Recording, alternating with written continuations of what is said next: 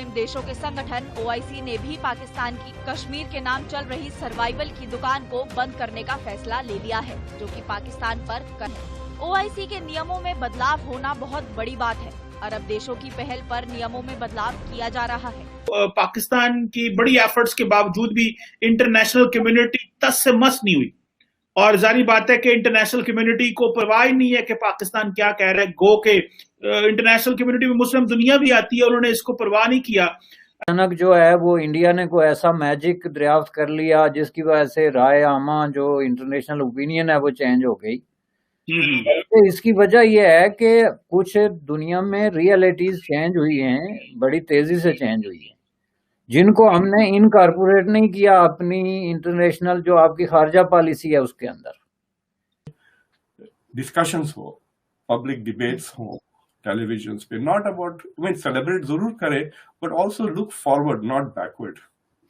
लेकिन सर ये जो अभी लास्ट कुछ सालों में हमने देखा कि इकोनॉमी पे बहुत काम किया गया, इकोनॉमी बहुत आगे लेके पहुंचाई गई इंडिया की, उसमें आप क्या समझते हैं कि क्या मेन फैक्टर्स हो सकते हैं? क्या जो इस वक्त लीडरशिप है वो कोई बिजनेस माइंडेड है जो इस बारे में सोचते हैं कि जिसकी वजह से इकोनॉमी जो है एकदम से हमने देखा कि बहुत आगे चली? वेट करें, when it takes off it will really take of.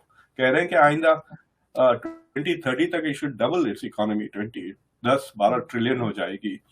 और उसमें क्या है, nothing succeeds like success, right? अगर सबने देखा कि अरे ये घोड़ा रेस जीत रहा है तो देन बेटिंग भी होने लगेगी ना, दैट विल, मतलब इंडिया कह रहा है कि जो फॉरेन इन्वेस्टमेंट्स आएंगे वो डबल ट्रिपल क्वाड्रुपल भी हो सकते हैं इंशाल्लाह।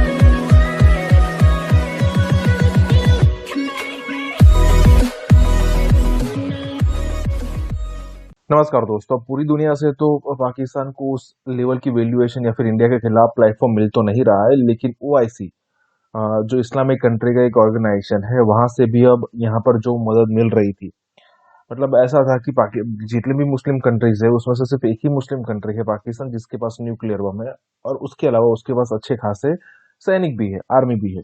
तो इससे पूरी सिचुएशन ये हो रही थी कि पूरी दुनिया के मुसलमान ये सोचने पर मजबूर हो जाते हैं कि भाई एक ही तो कंट्री है मुस्लिम, अगर इसको सपोर्ट नहीं किया जिसके पास न्यूक्लियर है, जिसके पास सेना है, अगर आज हमने उसको मदद नहीं की तो कल वो हमें मदद नहीं करेगा। तो उस तरीके से यहाँ पर चलता रहता था। लेकिन आखिरकार हुआ क्या उसके बाद यही हुआ कि अब सिचुएशन है वो लड़ाई वाला समय चला गया है। अब इकोनॉमी, बिजनेस, ट्रेड, ये सारी बातें होती है। और जब से इन सारे कंट्रीज को ये पता चला है कि भाई इंडिया से ही हमारा फ्यूचर जुड़ा हुआ है, तब से इन लोगों ने यहाँ पर मदद करना बंद कर दिया है, मतलब पाकिस्तान को। और हर कोई इंडिया की फेवर कर रहा है या फिर हर कोई इंडिया के साथ रहना चाहता है। यहाँ पर यही बात हो रही है। इसी के साथ ही वीडियो शुरू करते हैं। मुस्लिम देशों के संगठन ओआईसी ने भी पाकिस्तान की कश्मीर के नाम चल रही सर्वाइवल की दुकान को बंद करने का फैसला ले लिया है, जो कि पाकिस्तान। ओआईसी के नियमों में बदलाव होना बहुत बड़ी बात है। अरब देशों की पहल पर नियमों में बदलाव किया जा रहा है। अभी तक यहाँ पर सदस्य देश जो भी प्रस्ताव लाते थे उसे बिना किसी बहस के पारित कर दिया जाता था। इसी बात का फायदा उठाकर पाकिस्तान हर बार इस फोरम में कश्मीर से जुड़ा प्रस्ताव लेकर जाता था, जिसे बिना किसी बहस के सर्वसम्मति से पारित किया जाता था। हालांकि इस बार नियमों में बदलाव के चलते ये होना बहुत मुश्किल लग रहा है। बदलते नियमों की वजह से इस बार पाकिस्तान ये नहीं कर पाएगा, क्योंकि पाकिस्तान अगर इस बार कश्मीर का मुद्दा ओआईसी में उठाता है तो दूसरा देश इस मामले में अपनी राय रखेंगे। बता दें कि कुल 56 देश इस फोरम के सदस्य हैं। ऐसे में कयास लगाए जा रहे हैं कि पाकिस्तान ने इस बार जैसे ही कश्मीर का प्रस्ताव यहाँ पर रखेगा, उसने सर्वसम्मति नहीं मिलेगी। 1947 से लेकर अब तक पाकिस्तान का ये फोकस रहा है कि कश्मीर मुद्दे का अंतर्राष्ट्रीयकरण किया जाए, ताकि इस्लामिक देशों का दबाव डाला जा सके।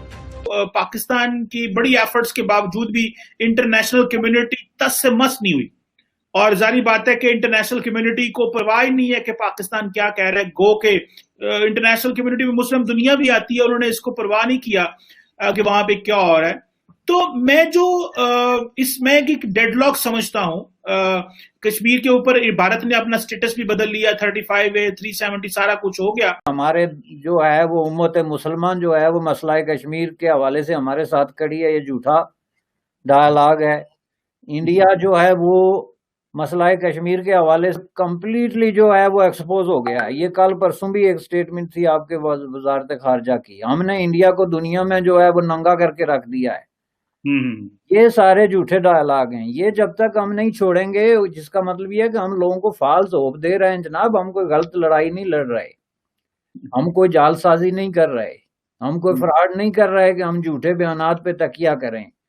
जब आप ये कहते हैं कि हमारा काज दुरुस्त है, हमारी लड़ाई सही है, हमारे साथ ये इंसाफ नहीं हुआ या ये हो गया, तो फिर आप सच्ची बात क्यों नहीं करते? और सच्ची बात आप ये करें कि भाई दुनिया इस मामले में नहीं आएगी हमारे साथ। और ये एक दफा शाह महमूद कुरैशी ने गालिबन किसी तरीके से, लेकिन उन्होंने कह दिया था मुजफ्फराबाद में कि दुनिया इस मामले में हमारे साथ नहीं आएगी, कोई हमारा इस्तकबाल करने के लिए खड़ा नहीं है।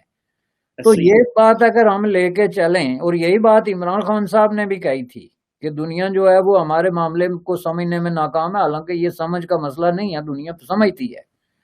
तो इसका हल ये है कि हम ये माने सबसे पहले कि ये मसला इंटरनेशनल इंटरवेंशन, इंटरनेशनल लॉबिंग और इंटरनेशनल प्रेशर के नतीजे में हल नहीं होगा। इस पे आप अगर देखें, मैंने कई दफा बात की, ये अमेरिकी प्रेसिडेंट एक एक करके मैंने उनके सारे डॉक्यूमेंट जो डी क्लासीफाई हैं से इंडिया के लिए जो सबसे बड़ा बून मैं कहता हूँ, यानी अल्लाह ताला की तरफ से इंडिपेंडेंस के बाद, आजादी के बाद, कॉन्स्टिट्यूशन के बाद जो सबसे बड़ा अल्लाह ताला ने फेवर किया, ये सोवियत यूनियन को खत्म करके। जैसा सोवियत यूनियन कोलैप्स हुआ, इंडिया का सोशलिज्म का भूत उतर गया पूरी तरह से। तो उसके बाद से इंडिया लिबरलाइजेशन शुरू कर दिया 1991 से। उसके बाद दैट कोइंसाइडेड विद क्लिंटन के एरा ग्लोबलाइजेशन का, और India liberalize, so you can see India economy beginning to take off 1993 से। यहां से दिस चेंजेस केम, और इंडिया की डोमेस्टिक कैपेबिलिटीज बढ़ गई थी आजू जी। मतलब इंडिया में एजुकेशन रेवोल्यूशन हो चुका था, एग्रीकल्चरल रेवोल्यूशन हो गया था, रिसोर्सेस थोड़े बहुत थे जो इंडस्ट्रियलाइजेशन की तरफ रुजू किए जा सकते थे, और लिबरलाइजेशन के वजह से एंटरप्रेन्योरशिप की भी चांसेस बढ़ गए। फिर ये आईटी का बूम आ गया, फिर वो जो एजुकेशनल रेवोल्यूशन हुआ था that also help with IT के बूम में। सो इंडियंस गॉट मतलब ये 4-5 चीजें इंडिया की came together and is pushing. Pakistan अक्सर यूएन जैसे अंतर्राष्ट्रीय मंच पर कश्मीर का राग अलापता है, और हर बार उसे भारत से न केवल करारा जवाब मिलता है बल्कि लताड़ भी मिलती है। लेकिन पाकिस्तान है कि बाज नहीं आता है। वो ऐसा इसलिए करता है ताकि इस्लामिक देशों का दबाव डाला जा सके। लेकिन अब पाकिस्तान ऐसा नहीं कर पाएगा, क्योंकि उसे दुनिया के दूसरे सबसे बड़े अंतर्राष्ट्रीय संगठन ऑर्गेनाइजेशन ऑफ इस्लामिक कॉरपोरेशन से बड़ा झटका लगने वाला है। दरअसल इस बार मुस्लिम देशों के संगठन के नियमों में बड़ा बदलाव किया जा रहा है, जिसके चलते पाकिस्तान कश्मीर का मुद्दा नहीं उठा पाएगा। बता दें कि इस संगठन में अभी तक ये नियम लागू था कि कोई भी इस्लामिक देश किसी प्रस्ताव को लाता है तो उसे सभी देशों को मानना पड़ता है। लेकिन इस बार नियमों में बदलाव किया जा रहा है, जिसका खामियाजा सीधे तौर पर पाकिस्तान को होगा। ऑर्गेनाइजेशन ऑफ इस्लामिक कॉरपोरेशन मुस्लिम देशों का एक संगठन है जो कि वैश्विक स्तर पर सिर्फ संयुक्त राष्ट्र से ही छोटा है। ये पूरी दुनिया का दूसरा नंबर का इंडिया दहशतगर्दी करता है और उस पर दुनिया मुतफिक है। अनफॉर्चुनेटली आपके जहाद को कोई जो है वो नॉन वायलेंस का नाम नहीं दे सकता, उसको दहशतगर्दी ही कहा जाएगा। चूंकि हमारा एक मजहबी अकीदा है, ठीक है, अपनी जगह, लेकिन लोगों का तो नहीं है ना। लोग तो देखते हैं कि एक act of violence for political purpose या पॉलिटिकली मोटिवेटेड जो है वो दहशतगर्दी है। अब ये दहशतगर्दी में जाके चार्ज हो गया, जिसको वो जहाद कहता है पाकिस्तान में, उसको एक खास सेक्शन के अंदर एक हीरोइक टाइप किस्म की पर्सनैलिटी बना के डेवलप उसको और महसूद अजहर को किया गया।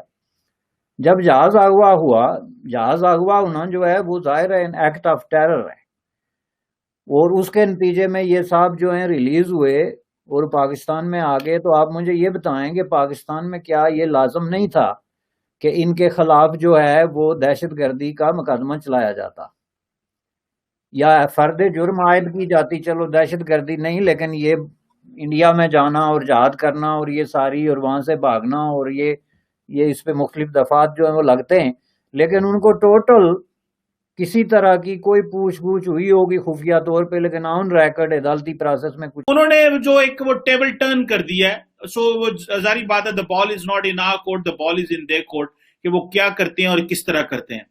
तो जारी बात है इसमें हमें मैं एब्सोल्युटली एग्री ऑन दिस कि ये जो इंटरनेशनल सिस्टम है इसमें हमारी जो स्पेस है वो श्रिंक होती जा रही है, बिकॉज हमारा जो एक ग्लोबल क्लाउड है, बल्कि मैं तो ये कहता हूं कि जैसे आपको पता है कि अफगानिस्तान से अमेरिका बाहर चला गया है, तो हमारा तो अमेरिका वाशिंगटन में भी वो नहीं रहा, बल्कि अगले दिन आपको पता है कि जो एंटनी ब्लिंकन है, जो नए सेक्रेटरी ऑफ स्टेट है, उनकी जो ट्वीट आई पाकिस्तान और भारत के हवाले से, भारत से उन्होंने कहा कि हम तो बड़े अच्छे बात करेंगे और बड़ा वो करेंगे, डायलॉग होगा और इंडो पैसिफिक पे डिस्कशन होगी। और मैंने अपने फ्रेंड जयशंकर से बात की पाकिस्तान में वाले में, उनकी जो पहली ट्वीट थी, उन्होंने कहा जी उमर सईद शेख को आपने क्यों छेड़ा, मैंने पूछा अपने फॉरेन